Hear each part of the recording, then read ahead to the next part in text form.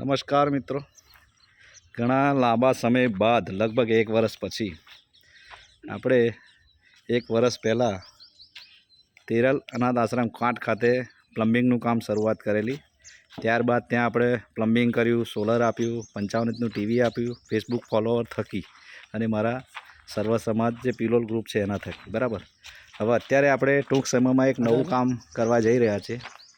અહીંયા અડાસમાં અજયસિંહ રાજપૂત દ્વારા એક સર્વ સમાજના બાળકો માટે, જે મા બાપ વિનાના બાળકો હોય તેમના માટે સરસ મજાની એક હોસ્ટેલનું આયોજન ચાલી રહ્યું છે. ઘણા લાંબા સમયથી કામ ચાલુ છે એમનું. હવે લગભગ આ વર્ષે આપણે એડમિશનની શરૂઆત થઈ જશે.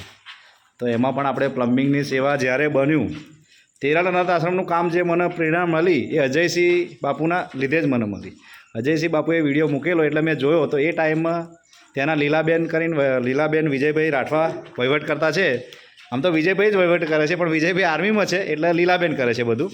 એટલે આપણે ત્યારે જ કહી દીધું ભાઈ તમારું ટોટલ પ્લમ્બિંગનું કામ આપણે કરીશું. એટલે ટોટલ પ્લમ્બિંગનું બી કામ કર્યું આપણે. એમને પછી સોલરની જરૂર તો સોલર બી આપણે પ્રોવાઈડ કર્યું. અને નાના બાળકોના રજાઓ હોય તો ઘણા બાળકો મા બાપ વગરના બાળકો એટલે ઘરે જઈને બી શું કરે એ લોકો, તો ટીવીની રિક્વાયરમેન્ટ, તો ટીવી બી આપણે 55 ઇંચનું આપ્યું. એ આપણે ફેસબુક ફોલોવર થકી જ આપણે કર્યું. કમસે કમ આપણે 2.5 લાખનો ખર્ચો કરેલો. એમાંથી હું માનું ત્યાં સુધી 1.25 લાખ રૂપિયા મારી પાસે આવેલા. બરાબર. તો ફરીવાર આપણે એક નવું કામની શુભ શરૂઆત કરવા જઈ રહ્યા છે. હું તમને એમનું બધું લાઈવ દ્રશ્યો બતાવું. અત્યારે હું ત્યાં જ છું. સવારે 6 વાગ્યાના અમે નીકળ્યા હતા, હું અને અર્જુન, બરોડાથી. અત્યારે 6:45 અહીં આવી ગયા હતા. આવીને બધું માપ કર્યું, ડિઝાઇન કરી કે ભાઈ આ પ્રમાણે આટલું રાખો, આ આટલું રાખો. બરાબર. હું તમને બતાવું. જો આ છોકરીઓ માટેનું સંડાસ બાથરૂમ બનાવવાના છે. એટલે આ માર્કિંગ કર્યા છે 1, 2, 3, 4 ને 5. આમાં 3 ટોયલેટ છે અને 2 બાથરૂમ છે.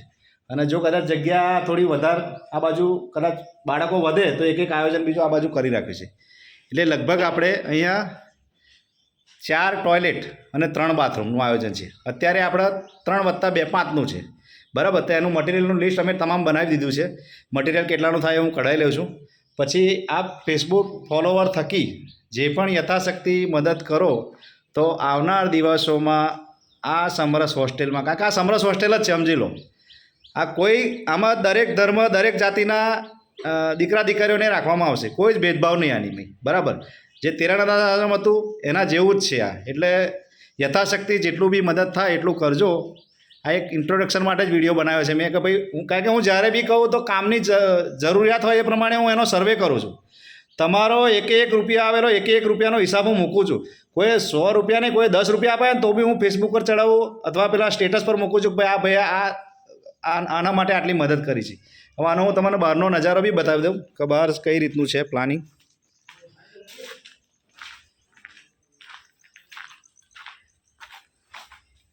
જો આ એનો બહારનો ભાગ છે. બરાબર. આ ખેતર છે. આ બધું એમનું જ છે પ્રોપર્ટી. બાજુમાં કેનાલ છે.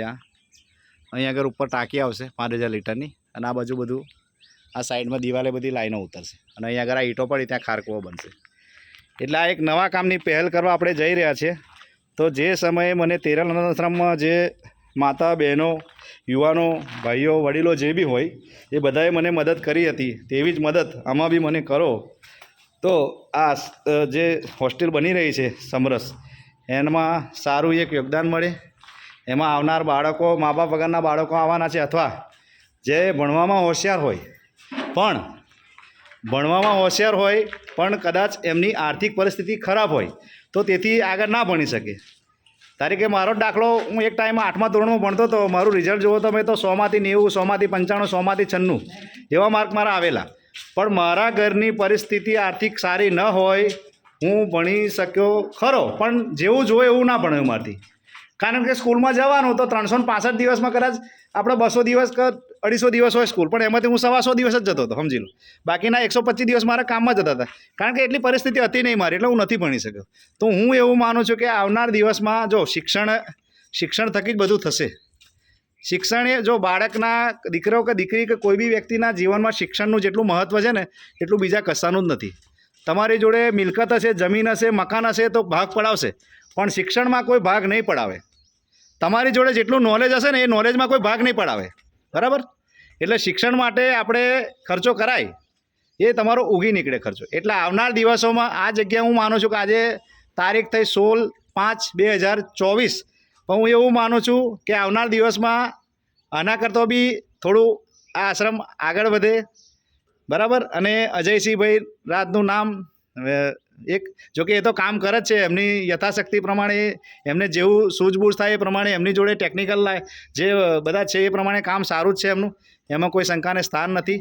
પણ હું હજુ આવનાર દિવસમાં તમને કહું છું કે આમાં જેટલી બી મદદની જરૂરિયાત પડે એ મદદ આપ ફેસબુક ફોલોવર થકી કરો તો આ આશ્રમને વહેલી તકે આપણે બાળકો માટે ખુલ્લું મૂકી શકીએ.